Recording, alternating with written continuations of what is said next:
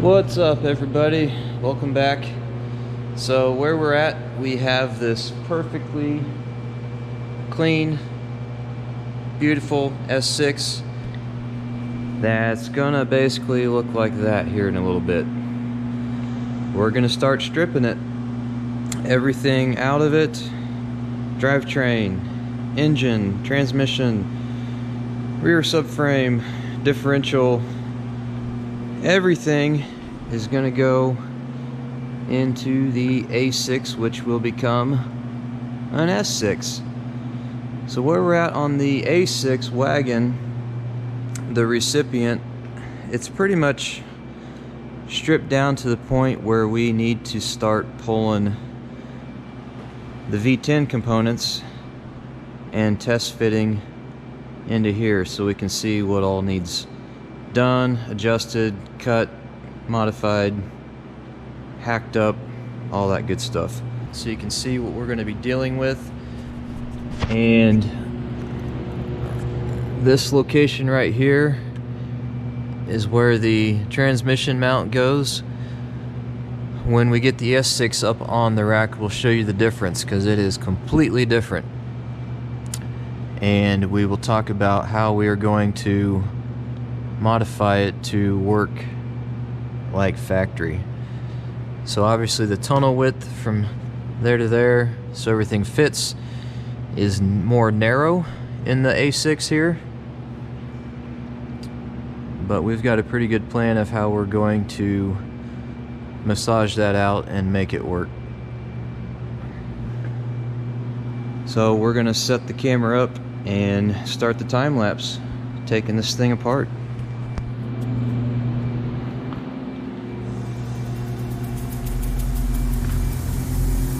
Every single day, I'm gonna make something great. That's my way. Every single day, I'm gonna make something great. That's my way.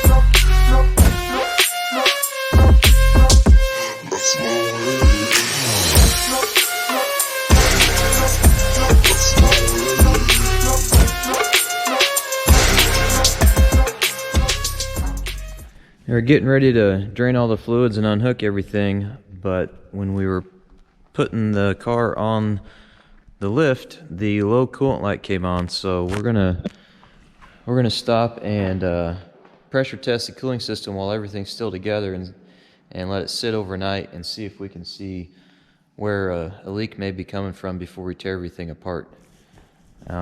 There is a pretty significant amount of oil underneath this too. Nothing to be too worried about, because everything will get resealed when the motor's out of the car. But up top everything looked really dry, but underneath it's definitely got some drips. But that's to be expected with a 100,000-mile car. So we're gonna get the pressure tester on and pressure test the cooling system and see what we find in the morning.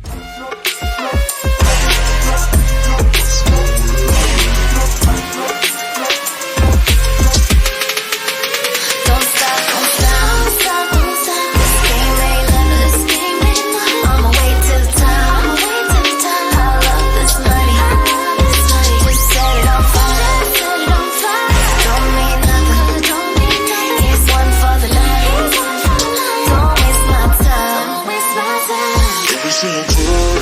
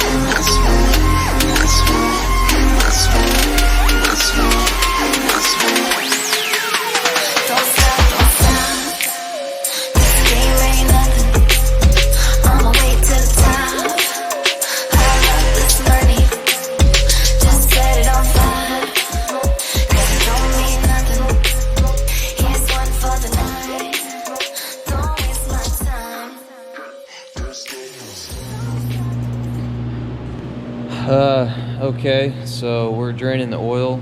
First time we've looked at the oil on the V10, and it's like chocolate milk. So that explains where the coolant's going. It might not be a head gasket.